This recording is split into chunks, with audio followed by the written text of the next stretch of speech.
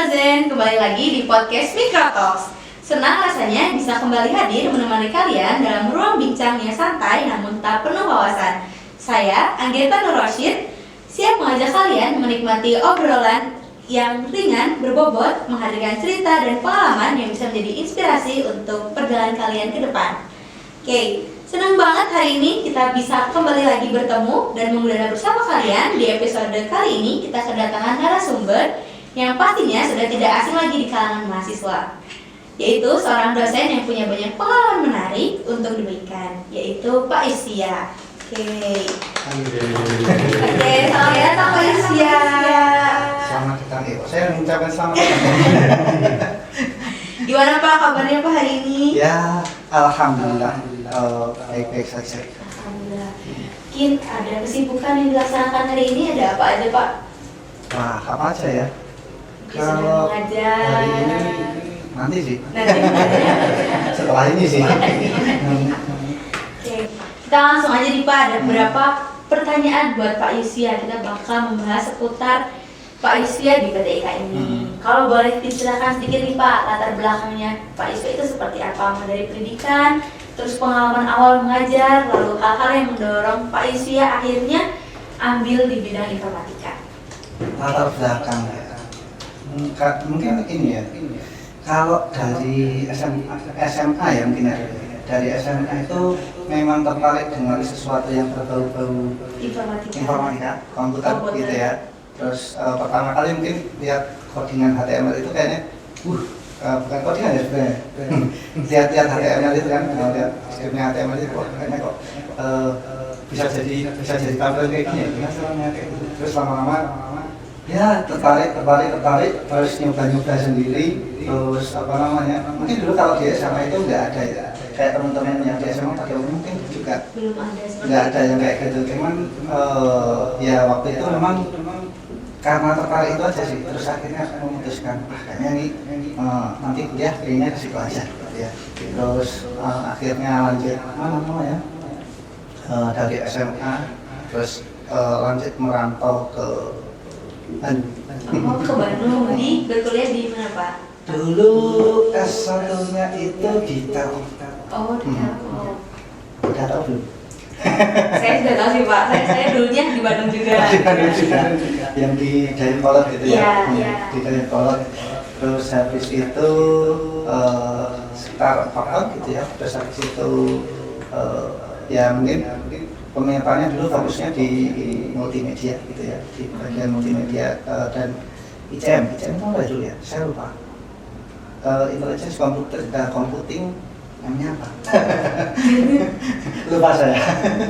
Nah, tapi nyoba-nyoba gitu kan, penasaran, terus akhirnya terjebak dalam informatika yang nggak terjebak banget sih, maksudnya pas awal masuk itu juga bingung gitu ya, bingung ini kok teman-temannya pada bisa ngoding semua kayak gini, ini apa ya, lama-lama biasa lah kayak mahasiswa Kebingungan. pada umumnya kebingungan kayak gitu. Tapi lama-lama juga kok kayaknya ini harus apa istilahnya, supaya bisa ngerti yang lain kayaknya harus nyoba nih kayak gitu kan. Terus akhirnya nyoba ikut kegiatan kayak gitu kan, programming, terus habis itu nyoba project kayak gitu. Terus akhirnya ya nyoba yang lainnya juga, misalkan ikut lomba-lomba kayak gitu kan. Terus akhirnya ya dari situlah terus makin tertarik ke tercoding. Jadi awalnya masih bingung dulu, tapi kalau lomba-lomba itu akhirnya jadi semakin tertarik gitu ya. Ya akhirnya tertarik gara-gara penasaran sih tadi tempatnya mungkin ya, kok bisa kayak gini caranya gimana ya. Terus akhirnya kan nyari-nyari gitu ya, nyari ketemu mungkin ya kayak dulu pas ujian skripsi gitu, kayak rasanya pertama kali kayak sulit banget, nggak bisa. Akhirnya searching dan seterusnya ya terlewati juga. Karena memang kalau nggak dipaksa itu ini ya, apa istilahnya ya, kalau nggak dipaksa untuk mencari pengalaman seperti itu susah. Iya, susah banget.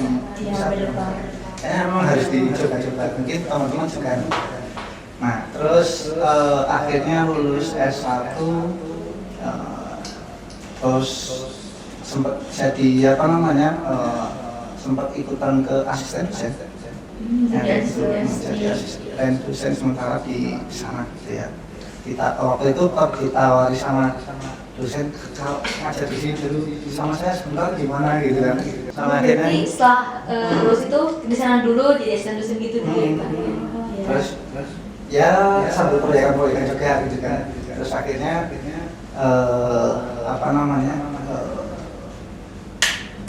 sempat daftar juga ke beberapa apa namanya, beberapa perusahaan mungkin ya kayak gitu ya, nyoba daftar ke perusahaan di bidang IT juga kayak gitu ya, programming juga sih sebenarnya sih. Terus akhirnya mungkin ada beberapa yang nge-reach ke saya juga, tapi kebetulan waktu itu karena mungkin dulu pengen ini ya, sempat pengen ada cita-cita misalkan kayaknya pengen jadi dosen ya itulah atau kalau enggak guru kayak gitu ya.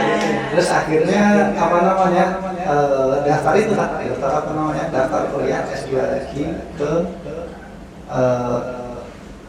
Bandung gitu ya, ke ITB. Oh di ITB.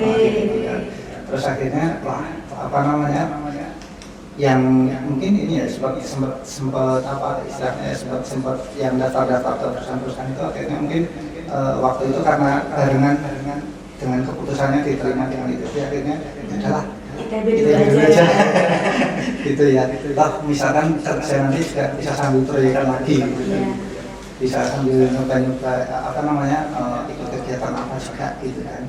Ya begitulah beberapa tahun kuliah di Bandung, terus lulus lagi ke software house gitu ya, ke software house jadi apa dulu ya, Java developer gitu ya, sempat Java developer, termasuk mungkin ada beberapa project juga yang berkaitan dengan game karena S2-nya dulu jurusannya terkait dengan ini ya, apa teknologi media digital dan game gitu. Jadi setelah itu itu projectnya malah pas masih kuliah gitu ya. Terus apa namanya, setelah lulus itu tadi software house itu tadi ya, software house, coba-coba nyari pengalaman ini apa namanya, pengalaman kalau di software house itu rasanya kayak gimana gitu ya. Oke, ini Pak, gimana cerita awal dari Pak Yusfi akhirnya bisa bergabung di PT IKA? Apakah memang udah tujuannya akhirnya PT IKA aja, atau sebelumnya ada perjalanan menarik dulu akhirnya masuk ke PT IKA ini? Iya, gimana ya? Dulu saya kira apa namanya? Saya kira di UNS kan mungkin karena dulu saya lihat kayaknya ada lowongan dosen di mana namanya di UNS gitu kan. Saya melihat ada informatikanya gitu kan. Saya kira di sana. Seperti kita mahasiswa ya Pak. Mungkin seperti mahasiswa pada umumnya gitu ya. Saya kira lokasinya bakal di Pusat juga. Pusat pendidikan gitu kan. Ya, ternyata enggak gitu. daftar terus habis itu ya jujur waktu itu sempat sembunyi gitu. Terus akhirnya ya keterima terus habis itu apa istilahnya, kaget loh ternyata lokasinya di Pabelan gitu kan. Padahal saya kira tadinya di pusat di Gentingan, ternyata di Pabelan. Wah jauh juga ya, padahal rumah saya di mana, di Karanganyar gitu. Kira-kira dari sini ya sekitar 45 menit, sekitar 45 menit. Wah ya tapi lama-lama juga terbiasa gitu kan, lama-lama terbiasa. Ya kalau misalnya apa namanya, kalau misalnya naik mobil mungkin lama ya, tapi kalau naik motor kan bisa lebih cepat gitu. Berarti dari awal tuh memang langsung mengajarnya langsung di PT IKA ya Pak? Iya, belum pernah ngajar di mana-mana sebenarnya. Masuk PT IKA-nya dari tahun? Masuk PT IKA itu pas COVID itu tahun berapa? 2019 ya. Iya. Kira-kira waktu itu sempat sebelum COVID itu kan, mungkin ada sekitar 3 bulan di sini. Terus habis itu setelah itu benar-benar cut off apa namanya, benar-benar COVID, terus kegiatan perkuliahan semua. Itu sudah saya. Oh, baru sebentar jadi dosen, tiba-tiba ngajarnya seperti ini aja. Ya begitulah. Nah, sekarang Pak Yusya di KTK ini menjadi kepala lab dan kepala laboratorium. Nah, gimana sih Pak kok bisa Pak Yusya menjadi seorang kepala lab? Awalnya gimana? Tiba-tiba menjadi amanah. Tangan yang susah ini. Ya, gimana ya?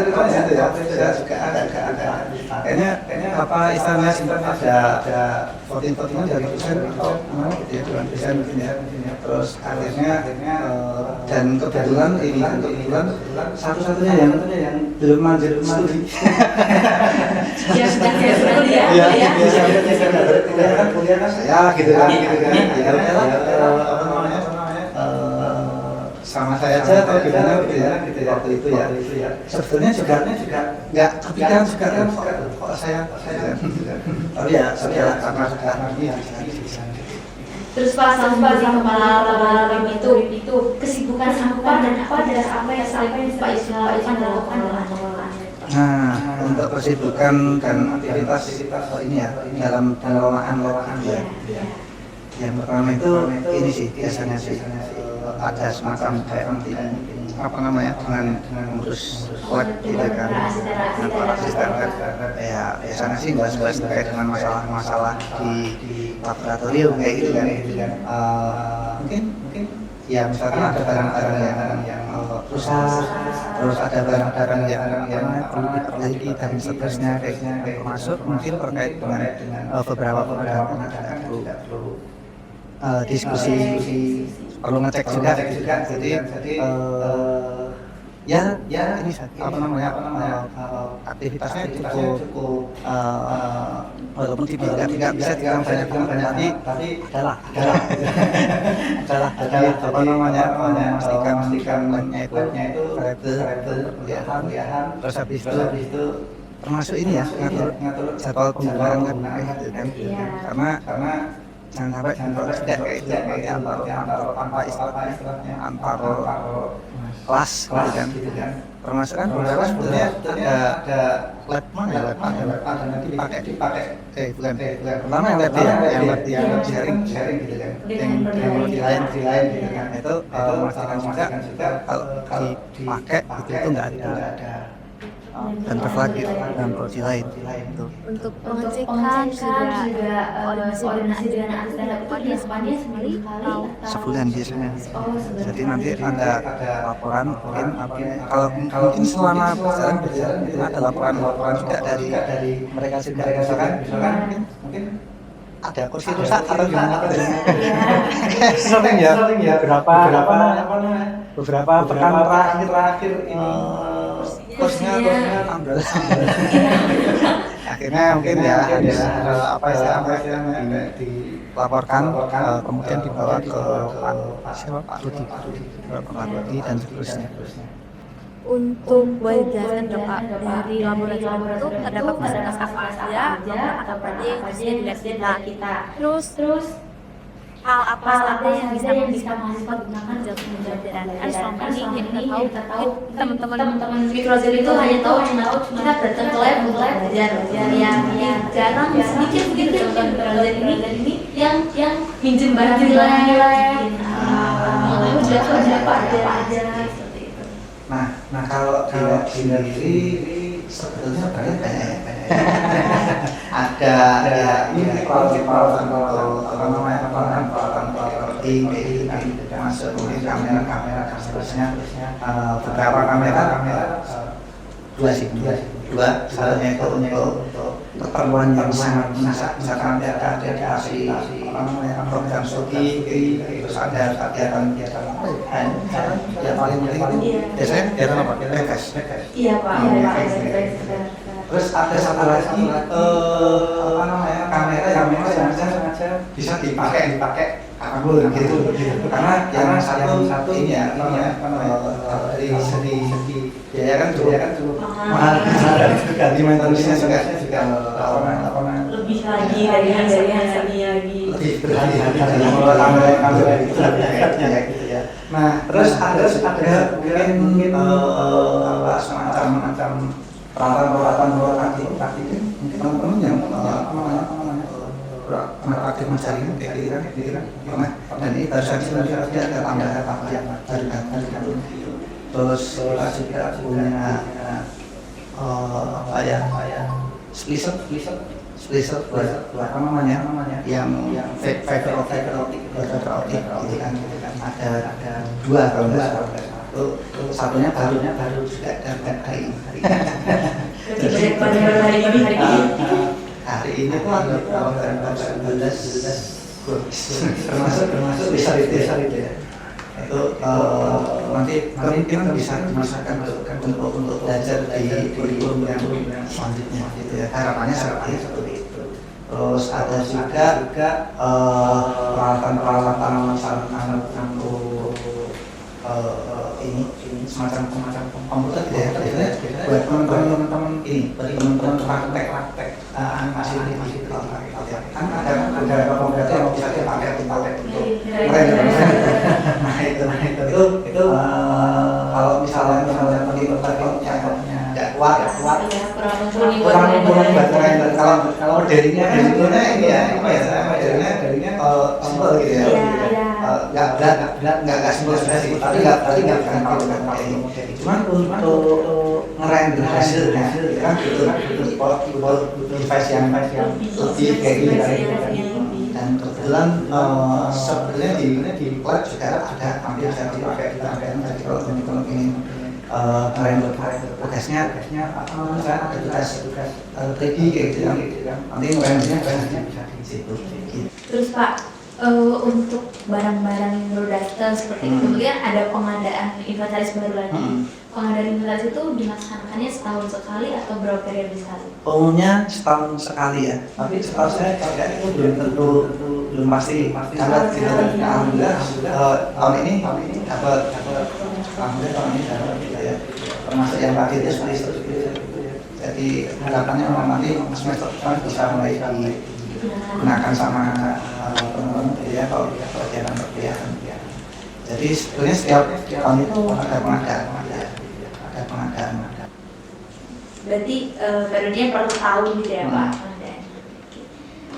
Baik Pak, kalau menurut Pak Yusya nih, dari sisi mahasiswa lab itu bisa dimanfaatinnya apa hanya untuk praktikum atau mungkin bisa digali untuk potensi yang lainnya seperti riset, pengerjaan proyek atau eksekutif teknologi tertentu. Nah ini menarik ya. Jadi sebetulnya punya media seperti ini bagus kalau misalkan mau dipakai mahasiswa secara aktif gitu ya untuk kegiatan pengembangan diri. Nah nanti misalkan ada yang pengen ada yang bikin code atau apa kayak gitu ya kan apa ya misalkan bikin programming code atau apa kayak gitu nanti bikin aktivitas di sini dan seterusnya nanti bisa apa namanya bikin juga di sini itu kan harapan saya sih seperti itu sih, bisa dipakai untuk yang kegiatan seperti itu gitu ya. Kemudian apa namanya untuk diskusi juga ada masalah gitu ya. Dan untuk kegiatan mahasiswa misalnya main case seperti ini gitu ya, itu juga boleh gitu ya. Termasuk mungkin pernah juga dipakai untuk ngerjain skripsi. Khususnya untuk ini ya, khususnya untuk angkatan yang sudah di atas. Di atas. Sudah mau habis kreditnya. Mau habis kreditnya dan harapannya memang dengan mengerjakan di sini lebih cepat selesainya gitu. Jadi sebetulnya nggak cuma buat ini aja, nggak cuma buat praktikum dan perkuliahan, kan kegiatan perkuliahan di luar perkuliahan itu sebetulnya problem selama masih relevan dengan apa namanya dengan fungsi laboratorium dan selama nanti ada izinnya itu sih, nanti bisa minta apa namanya misalkan buat surat perizinan atau apa kayak gitu ya. Oke Pak, setelah ini kita bakal masuk ke Q&A dari teman-teman Mikrozen. Nanti ada beberapa pertanyaan dari yang kita sudah membuka Q&A-nya via Instagram.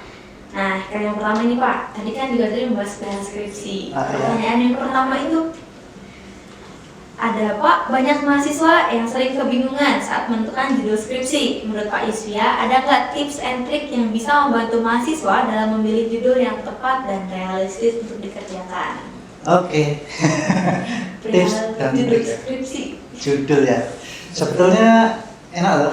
Kalau di PTIK itu ya di PTIK itu dosen biasanya sudah punya penelitian payung gitu biasanya. Misalkan saya terkait dengan ini ya, terkait dengan pengembangan gamifikasi seperti itu ya.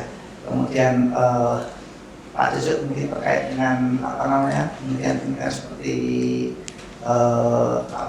computational thinking dan sebagainya, termasuk Pak Ali juga gitu ya. Terus ada lagi misalkan Pak Nur Cahya terkait dengan computer vision dan semua Pak Hatta terkait dengan jaringan dan lain sebagainya kayak gitu ya. Sebetulnya itu sudah masing-masing dosen itu sebetulnya sudah punya semacam topik penelitian payung gitu ya. Tapi kadang-kadang mungkin tinggal kalau yang mungkin merasa tertantang, gitu ya, nanti bisa menghasilkan semacam letter of acceptance ya. Iya. Nah, ya minta ke dosen, Pak, topik kira-kira topik yang bisa saya kerjakan apa? Gitu. Atau mungkin minta judulnya sekalian gitu ya, minta judulnya sekalian sama dosennya ada gitu ya, biasanya ada. Dan itu setiap dosen harusnya punya sih.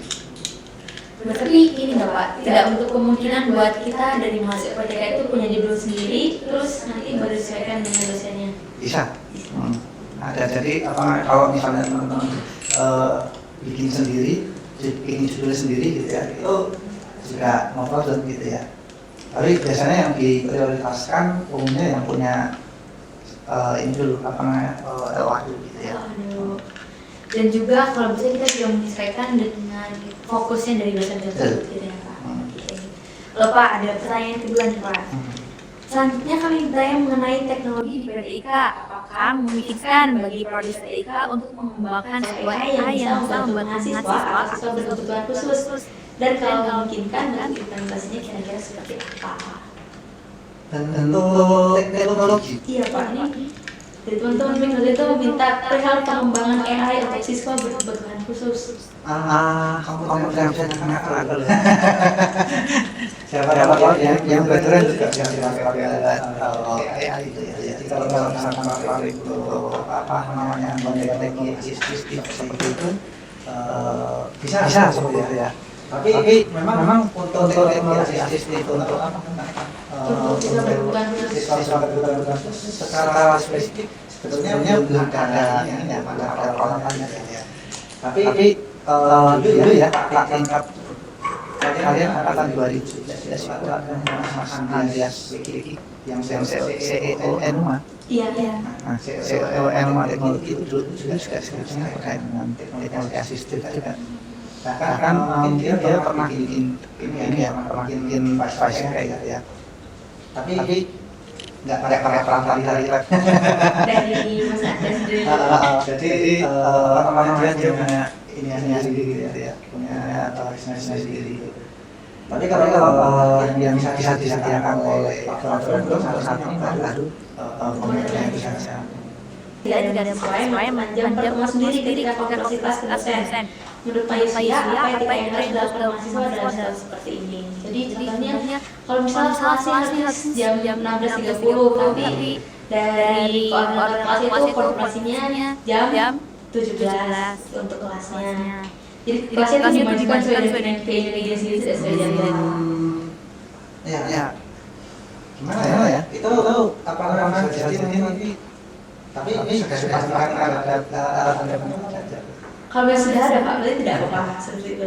Ya. Laki-laki ini ya ditanyakan sama dosen dosennya itu kenangan untuk pindah jadwal atau tidak, karena bisa jadi dosennya juga ada kegiatan lain, bisa jadi ini ada kelas lain, atau jadi juga kan ada kegiatan kan tiba-tiba diminta ke kan sering tuh dosen-dosen kayak gitu. Kalau ini Pak, perihal ada koordinator kelas itu yang WA Pak Yusya di jam-jam di luar jam kerja. Seperti itu, tanggapan Pak Ida seperti apa? Informasi kelas di jam 9 malam. Kalau sama saya, belum saya masih yang ya. Jadi kalau sama saya aja gitu ya. Tapi kalau sama saya main kalau bisa jangan itu ya. Maksudnya untuk musim-musim yang kan sudah ada ini ya, ada keluarga gitu kan. Biasanya kalau sudah itu ya kalau fokusnya harusnya kita sudah sama keluarganya. Kalau saya belum yang di rumah itu cuma orang tua saya, jadi masih bisa apa namanya nggak ini. Kemudian Pak, sebagai seorang yang sudah berada di IKAS sejak 2019, boleh diceritakan sedikit ya Pak, apa aja suka menjadi dosen TK, baik dari pengalaman aja, dari kerja maupun interaksi dengan mahasiswa. Sukanya ya, sukanya ketemu dengan orang baru setiap tahun. Iya. Setiap tahun masih ada mahasiswa baru. Dan apa namanya kalau berinteraksi dengan orang-orang baru itu rasanya saya kayak rasa saya kayak jadi mahasiswa lagi gitu ya. Walaupun ya umurnya sudah tapi selalu jadi jiwa baru lagi. Gitu ya. Itu enaknya kasihnya seperti itu. Terus sukanya lagi kalau apa namanya ingin berinteraksi dengan mahasiswa saya kayak jadi ada lagi ya. bergabung dengan yang muda-muda lagi. Dengan yang muda-muda lagi. Terus suka yang lain lagi apa ya? Suka aja sih. Tapi susah diungkapkan dalam kata-kata. Untuk dukanya aja Pak. Untuk dukanya ini dia dukanya sudah ada sih kan apa namanya biasanya kan saya ini ya apa namanya ngasih kadang-kadang kalau di perkuliahan kadang-kadang kan ada tugasnya gitu ya. Biasanya tugasnya itu saya koreksi satu-satu gitu kan. Terus tiba-tiba kok ada yang sama. Kok tiba-tiba ada tugas yang apa istilahnya tugas yang sama. Wah, ini gimana ya? Akhirnya kan biasanya kan saya tanyain saya konfirmasi ke yang bersangkutan misalkan satu persatu gitu ya. Ini kok bisa kayak gini gimana ya dan terusnya. Nah itu effortnya cukup. Kok sama? Ya itulah kadang-kadang juga mungkin saya pernah juga ya misalkan apa namanya ada yang mungkin mengambil dari internet atau kayak gimana gitu ya. Kayak merekam ulang sesuatu yang sudah ada di internet. Nah itu karena kayak gitu itu kan sebetulnya gampang dideteksi gitu ya. Tapi ya mesti ada aja gitu ya. Mesti ada sih. Tapi ya kalau saya mungkin pas awal mungkin saya maklumi terus saya kasih kesempatan lagi ini kira-kira apa istilahnya mau di ini enggak mau diupdate enggak kalau tidak ya ada risikonya kira-kira seperti itulah. Terus dukanya yang lain lagi mungkin banyak cerita kali ya. Iya. Mungkin duka semua orang Pak. Oke Pak, Pak Yusya kan sebagai kepala laboratorium Pak, ada nggak sih Pak keterampilan atau kesiapan khusus yang harus mahasiswa miliki ketika ingin menjadi asisten dosen ataupun asisten laboratorium? Oke, kalau asisten dosen sebetulnya itu tinggal ini aja, apa namanya, tinggal sama dosennya masing-masing aja. Karena yang terkait dengan jaringan ya harus ahli terkait jaringan gitu. Biasanya ya, yang bisa dapat jadi asisten dosen itu adalah yang nilai mata kuliahnya itu minimal nah. Gitu ya. Jadi kalau misalkan mata kuliah misal terkait dengan jaringan, ingin daftar asdos terkait dengan jaringan, nah itu nilainya juga jaringan nilainya mesti enak gitu ya. Terus apa namanya misalkan terkait dengan multimedia, misalkan saya pengen jadi asisten dosen terkait dengan multimedia gitu ya. Nanti misalkan di mata kuliahnya seperti begini, itu nilainya juga harus kayak gitu ya. Terus misalkan terkait dengan pemrograman ya programnya harus juga gitu ya. Nah kalau untuk asdos gitu ya, aslab. Aslab itu gini, kalau dari saya sendiri melaksanakan biasanya setiap angkatan itu minimal ada 2 orang dan bisa jadi 2 itu maksimal gitu ya. Maksudnya di angkatan itu maksudnya ada 2 orang itu aja gitu ya. Yang pertama itu memang menyesuaikan ya nanti pas di akhir-akhir ya mesti kan diusahakan ada ya, meskipun statusnya itu kayak voluntary kayak gitu ya, tapi ya nggak enak juga kalau nggak dikasih sesuatu gitu kan. Nah ya terkait dengan itu sih lebih tepatnya. Terus aslab sendiri itu biasanya beberapa kompetensi yang memang kami cari gitu ya terkait dengan jaringan sih. Jadi lebih ke jaringan ya Pak, aslab itu. Kalau aslab ya mungkin apa namanya yang terkait dengan jaringan dan mungkin tertarik juga sama orang-orang yang mungkin ini suka mengeksplorasi diri gitu ya. Jadi siapa yang mungkin dulu mungkin sudah pernah ada yang saya wawancarai gitu ya sebelum masuk jadi aslab, kira-kira apa misalkan mungkin ada beberapa pertanyaan yang sifatnya memang kalau misalkan ada waktu biasanya ngapain dan lain sebagainya kayak gitu kan. Memang sangat jadi kepo kayak gitu, memang pengen tahu nanti kira-kira bisa apa ya gitu ya. Oke Pak. Kemudian Pak, bagaimana cara dari Pak Isyan ya, ada tips nggak sih Pak untuk masa tetap produktif agar tidak burn out? Banyak mahasiswa yang aktif organisasi, kuliah, dan kadang juga ada yang kerja sambilan. Menurut Pak Yuswiat, bagaimana cara agar mahasiswa tersebut tetap produktif tanpa mengalami burnout? Prioritas. Ini prioritasnya ya Pak? Ya, buat skala prioritas dulu sih mestinya sih. Terus kalian ngalamin burnout ya?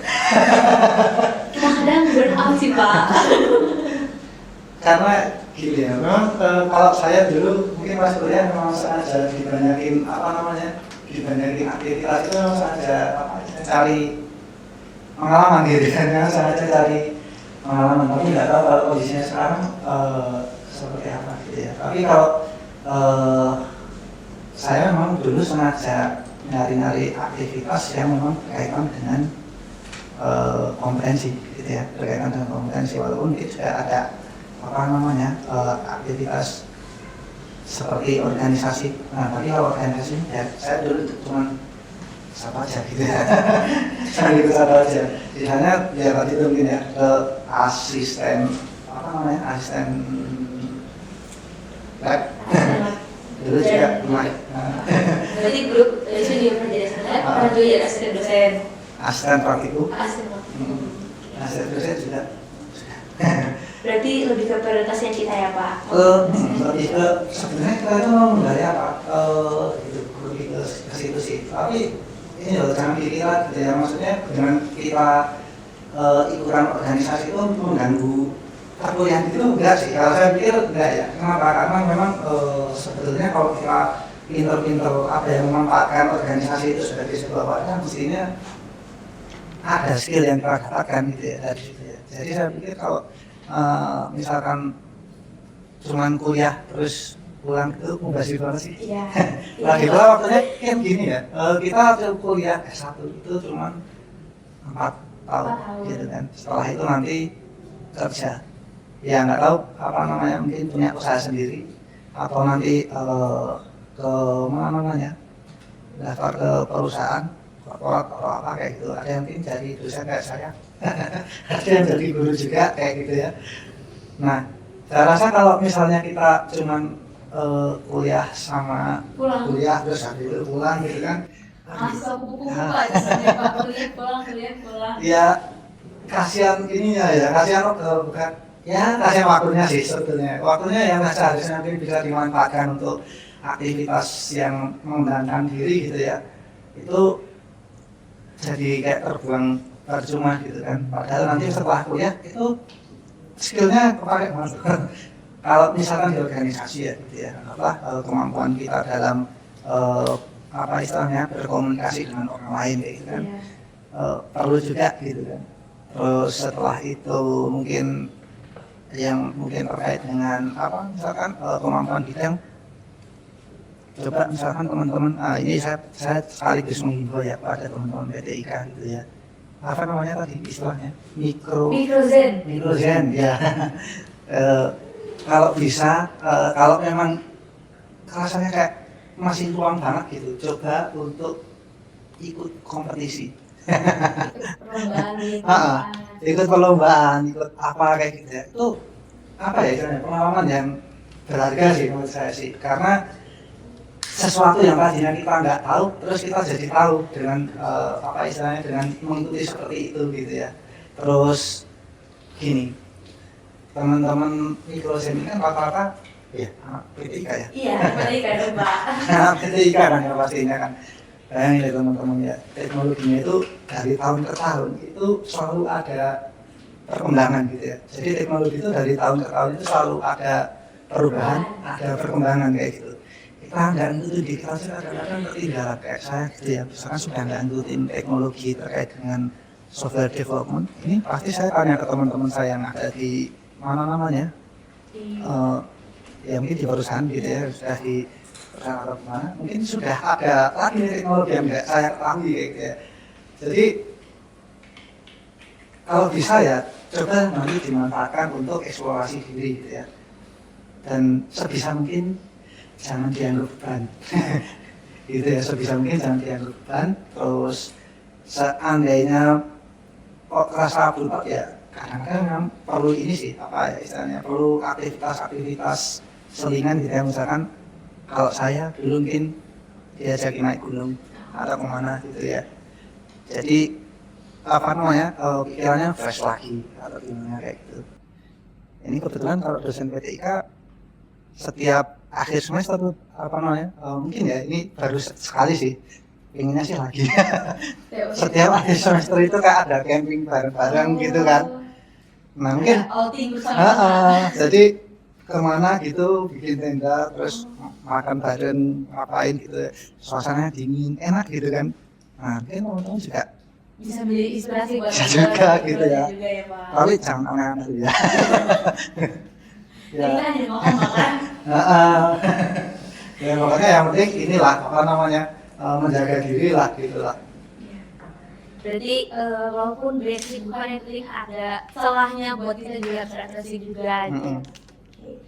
Oke, mungkin sudah dari semua pertanyaan sudah terjawab dari teman-teman kita juga. Mungkin dari Pak Isa ada closing statement Pak untuk hari ini. Closing statement ya. Closing statement.